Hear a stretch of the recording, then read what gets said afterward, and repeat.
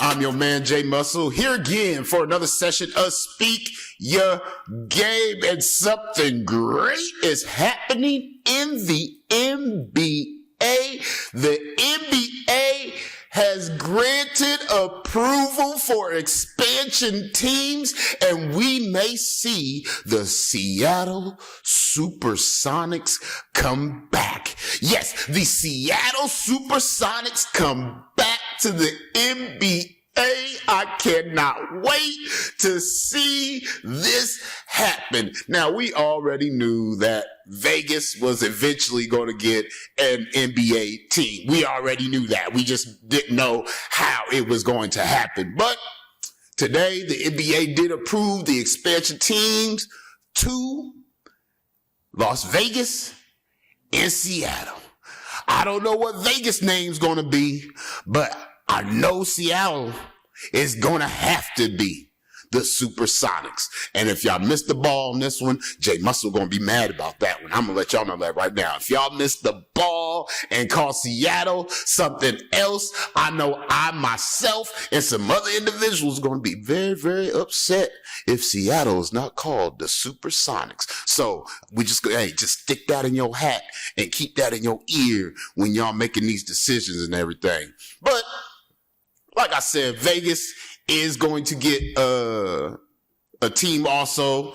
Vegas already has an NHL team, the Golden Knights. We already know, we seen the NFL move the Raiders there. The WNBA has the Aces there. They've won 3 championships. The MLB is making plans to move the Athletics there around 2028, according to ESPN. The Seattle Supersonics, they was in Seattle from like 1967 to 2008 before they moved to Oklahoma City, which is now the Oklahoma City Thunder, which is causing noise, making problems for other teams and whatnot. But I'm glad the Supersonics are coming back to Seattle. I'm glad for that. I want the Supersonics back. It's like a piece of the NBA history is missing without the Seattle Supersonics. What are y'all thoughts on the Seattle coming back to being called the Supersonics? I want to know what y'all thoughts are. Hit me down on the comments. Hey, this is Speak Your Game. I'm Jay Muscle. If you like the show, go ahead and subscribe. I'm here Monday through Friday talking about basketball, football, anything else sports related going on in the world. I'm really happy about these Seattle Supersonics, man, for real. Hey, I grew up watching the Supersonics. Sean Kemp, Gary Payton, the glove. Yes, hey man, for real, bring back these Sonics, man. I'm good. I'm glad, happy on that. But it's gonna be a little bit while. They got like several months, according to ESPN, to evaluate these spots and make sure everything will work and this will go here and this will go there. Plans right now for moving around in the NBA because, of course, Vegas, West Coast, Seattle, West Coast. So somebody's going to have to move. Somebody's going to have to fill up this East Coast. And which teams are they talking about? Which teams is going to move to the East Coast? Well, right now, according to ESPN, the NBA plans on moving the Minnesota Timberwolves and the Memphis Grizzlies to the Eastern Conference. And I can see that. That's a pretty decent move to go ahead and do that. But what would this mean for the Minnesota Timberwolves? I'm not saying they're a problem in the Western Conference, but they damn sure could turn some heads and make basketball real competition for some individuals in the Western Conference. But the Timberwolves in the East, they got to play the Celtics all the time. They got to play Chicago all the time. They're going to have to play Miami all the time. They're going to have to play, the Knicks all the time. They're going to have to play Cleveland all the time. They're going to have to play a lot of teams on that East Coast a little bit more frequently than they used to. So we'll wonder what the ceiling's going to be like once they make that move. What's y'all's comments on that? Because that just came to me as I was thinking of it just now. If the Minnesota Timberwolves move to the Eastern Conference, what kind of noise y'all think they're going to make? Hit me down in the comments on that. But we're going to also talk about some more NBA basketball because, hey, it is going down. We're last 9, 10, 11 games of the season boiling down, baby. We are boiling down. Last night, I was watching this game. I had real high hopes as the game was progressively going on, and I was like, man, they could probably pull this out. And then there was a shot made with 30 seconds left, and I was like, oh, what's going to happen? It's a tied game. And then, that man, mama, there he is. He always doing something. And if you don't know what I'm talking about the game last night with the Phoenix Suns hosting the Denver Nuggets. It was actually really a good game. It was close, very, very close. If y'all didn't see the highlights or watch the games, the Suns almost pulled that off. Almost. Until a dude named Jokic producing his 29th triple-double, 23 points, 17 rebounds, 17 assists, a season high. This is what this man did to get past the Phoenix Suns last night. 125-123 was the final score. But like I said, the Suns tied it up with 30 seconds. Devin Booker, he was playing a fairly decent game. He had 22 points, 8 rebounds, 3 assists. Jalen Green, who I was talking about yesterday, was been averaging 45% from the field for the past 10 games. He pulled in 21 points, 6 for 13 from the field, 50% from the 3-point. I keep saying it because a lot of things go down. 50% from the 3-point, 6 for 13 from the field. The guy is producing. A dude that I didn't even think he was going to get into the game and play, Grayson Allen, he stepped in, 21 points, 3 assists, 5 rebounds. Man, the Suns just didn't have enough power. Blaze. That's something to get past these Denver Nuggets. And these Denver Nuggets ain't nothing soft. By any means, the Joker is a monster. Jamal Murray pulled in 21 points, 6 assists. A guy that has been producing ever since he came to Denver and been playing for the Nuggets. And if you don't know who I'm talking about Tim Hardaway Jr. He pitched in 18 points. He was 50% from the field and 50% from 3-point. Everybody is pitching in with these Denver Nuggets. Both teams had like 6 players within double digits, but man, the Suns shot 44% from the field compared to the Nuggets 51% from the field. Now the Nuggets are 1.5 games behind these Lakers in the 3rd spot, and it's you gotta watch these guys, man. They might slide in this 3rd spot. But Lakers in the 4th spot might be a little better for them. I don't know. It might be. But Denver does sweep the season matchups with Phoenix at 3-0. They just been putting a whooping on them every time they see them. The Suns do play Utah at home on Saturday. They get to go home, lick their wounds, make some plans to hold on to this seventh spot and try to make it into the playoffs and hopefully make it deep in the playoffs. You never know what happens in the playoffs, man. Hey, a lot of things will go down in the playoffs, and you'll see a team that you didn't think that was going to really make it. And then, hey, boom, there we are. But Phoenix Suns took an L last night against the Denver Nuggets. Denver Nuggets do have a back-to-back tonight against they'll be at home, but they will be playing the Dallas Mavericks. Yep, Cooper Flag. They're going to be coming in. I don't see what the spread on that for Denver is minus 11.5.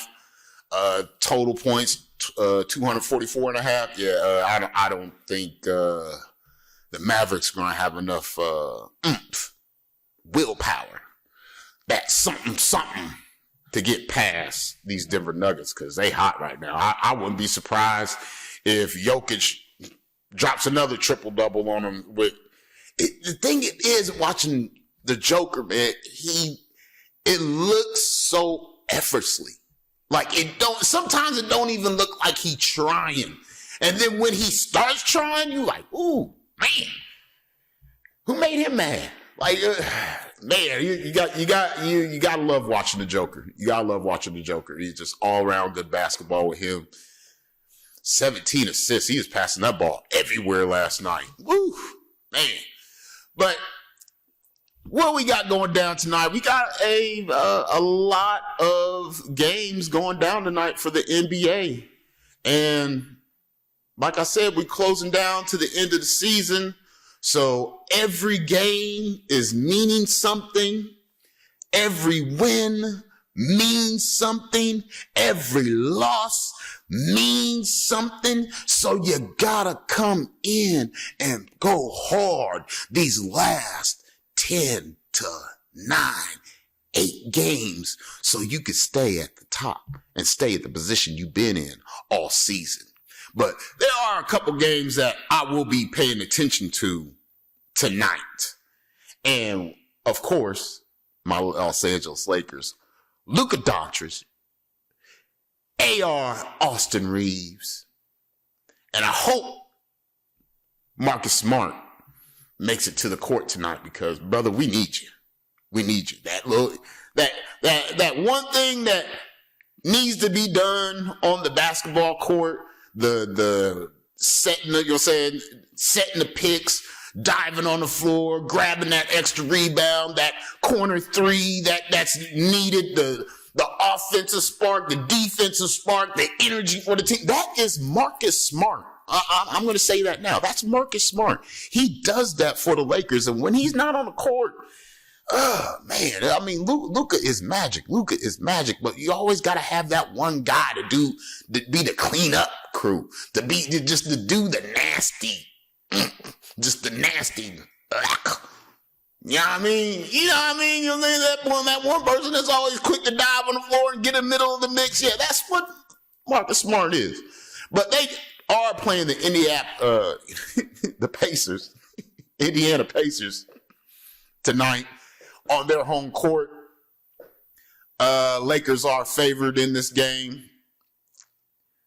Hopefully they can get, another win against these Pacers without still no Halliburton. They are like 16-56. Pretty sure they're out of the playoff picture. Let's go ahead and lick their wounds and move on to the off season. Lakers do play tonight. Another game I will have my eye on because it's in the West. The number 6 Houston Rockets, who are 43-28, played the number 5 Minnesota Timberwolves, who are 44-28. And this game might be a little bit serious. Both teams ain't been really playing well. Both teams have been 5-5 in the last 10 games. But both these teams need a win. The Houston Rockets need a win because they've been kind of up and down. They lost a game the other night that didn't go too good. Minnesota Timberwolves, hey, they got some players. Not everybody's been stepping up. They need both of these teams need a win. Who is going to uprise in this situation? Are we going to see Kevin Durant do his Kevin Durant thing?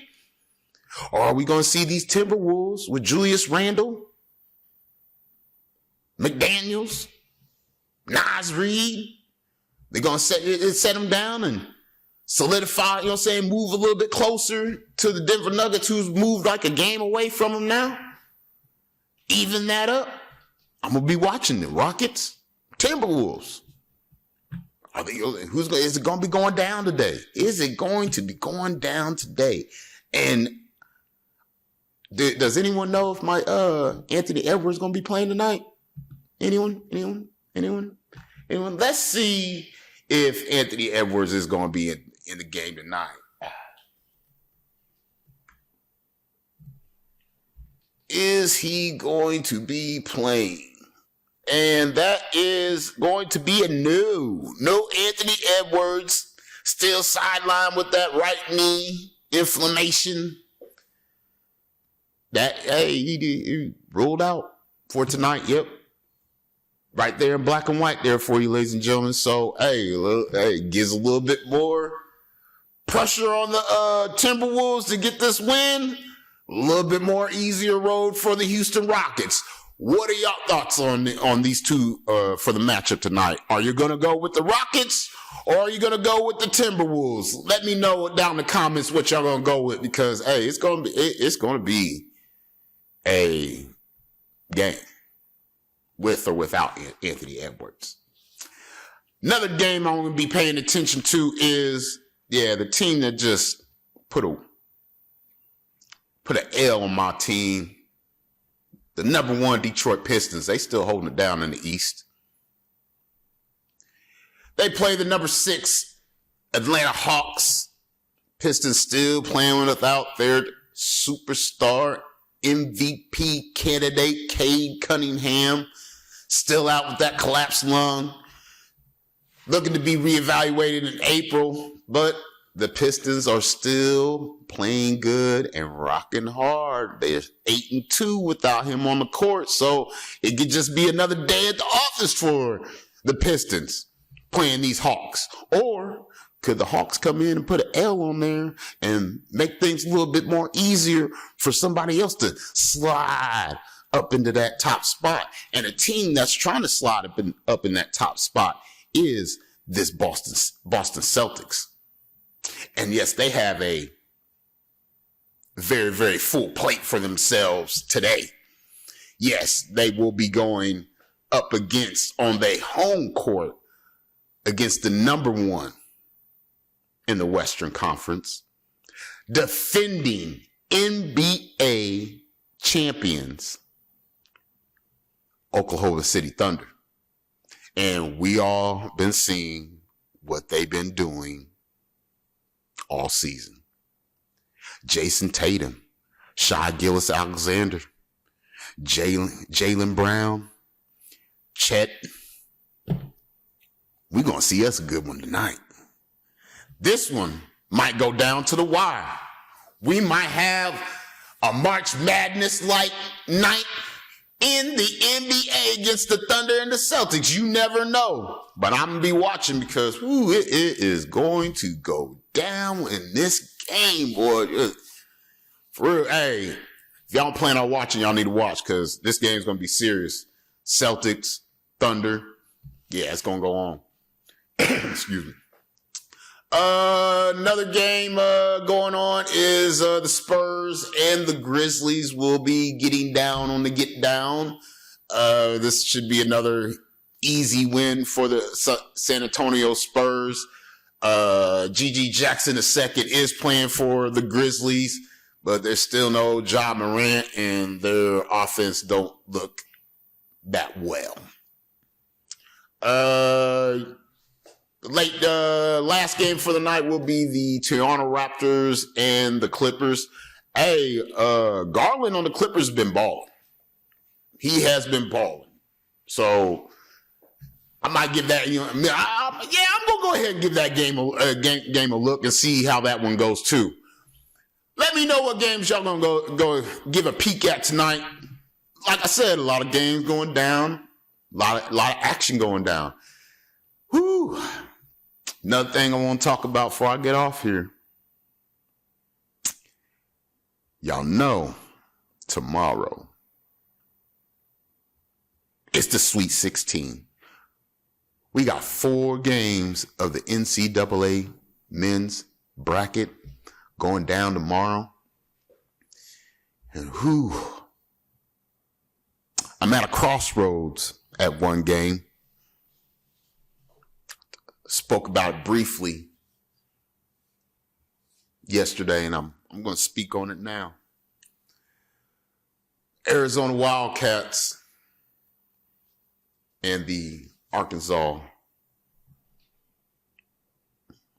They're going to go head to head. And this is why I'm having a dilemma. Because Arizona Wildcats, they are high powered. Very high powered. And I can see them winning this. Not fairly easy, but it's going to be a problem for the Arkansas Razorbacks.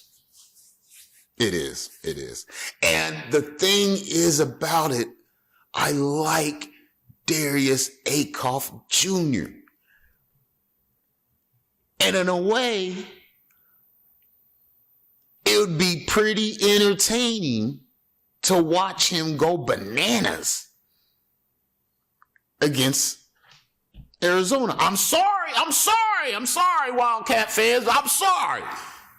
Y'all been amazing all season. There's no doubt about that. Y'all been whooping tail and taking names all season. Hats off to you. I know y'all high-powered. I know y'all very good.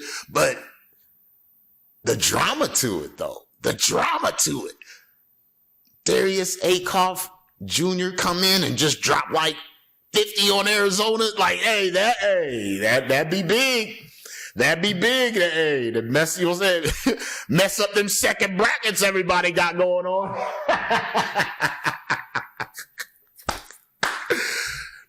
Another game I'm going to be paying attention to on the Sweet 16 is the number 11 Texas Longhorns versus number 2 Purdue. Texas Longhorns have had a very, very long and difficult road in the bracket, and they've been surprising everybody with a W on every occasion. Shout out to the Longhorns, but they are facing a very stubborn Purdue team that is not going to lay down. So Texas is going to have to continue to bring the fire and desire that they've been bringing in this NCAA tournament. And we could possibly see a number 11 take down a number 2. Y'all never know. Y'all never know with this March Madness. Another game going on is number 9 of Iowa Hawkeyes versus the number 4 Nebraska Cornhuskers. Hey, shout out, you know what I'm saying? Shout out to both teams. Shout out to both teams for making it this far. Everybody was very excited at their last games. Nebraska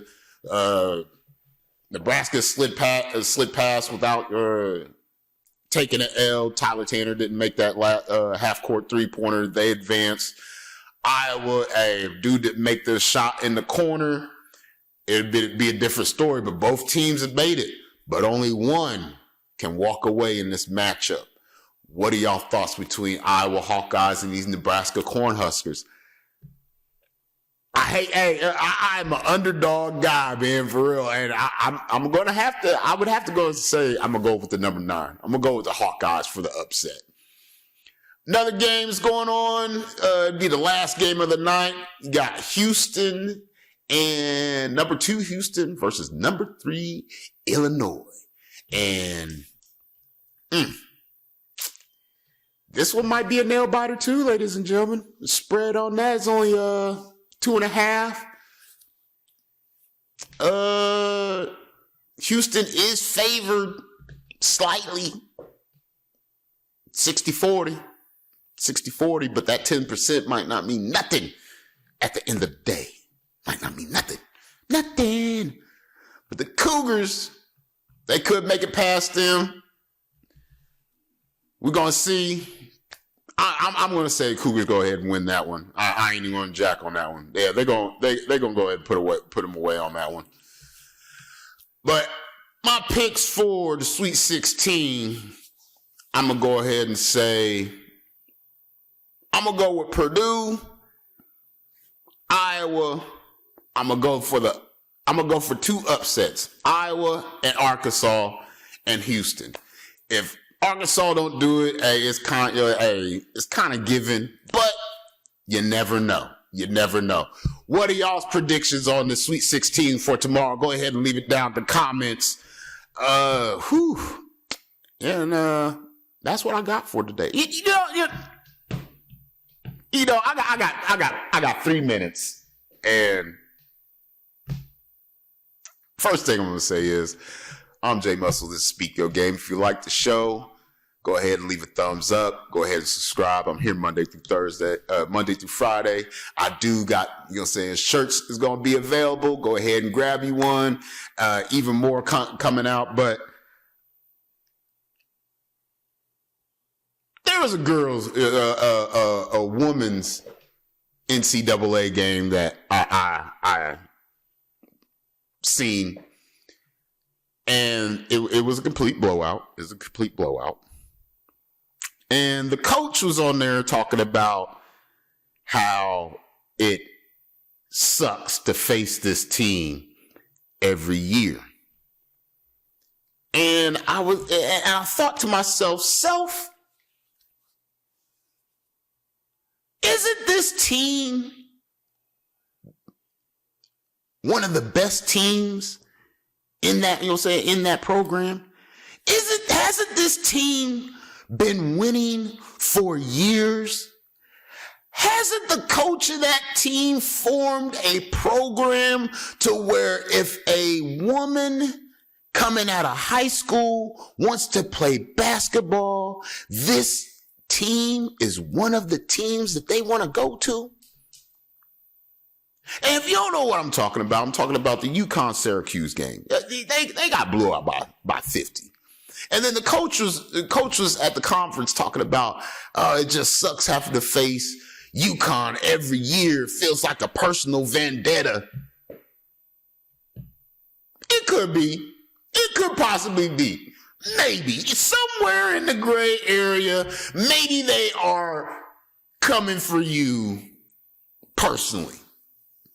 But when I was hearing her conversation at this conference, I really felt like that was a conversation that she had to have with the program that she with the higher ups. And furthermost, I felt sorry for the Syracuse players because they played their heart out. They played their heart out. It didn't go well for them. Like most games, it could go either way. This one went way, way left. Did they try? Yes. Did the outcome turn out bad? Yes. Does anyone ever want to get blown out like that? No. And I could understand the coach was frustrated, but it's UConn. UConn has been good for years. And you're upset that you got to keep going back to UConn, going back to UConn, going back to UConn? Is it just me? Or would that just mean you got to go get a better team to go against UConn if you're going to be around there, or go west? Those are the only 2 options. I don't know. I hate being the guy to say that. What are y'all thoughts on that? My name's Jay Muscle. This is Speak Your Game. I'll catch y'all next time because I know somebody's probably going to be mad about what I just said. I'll catch y'all later. Y'all be easy.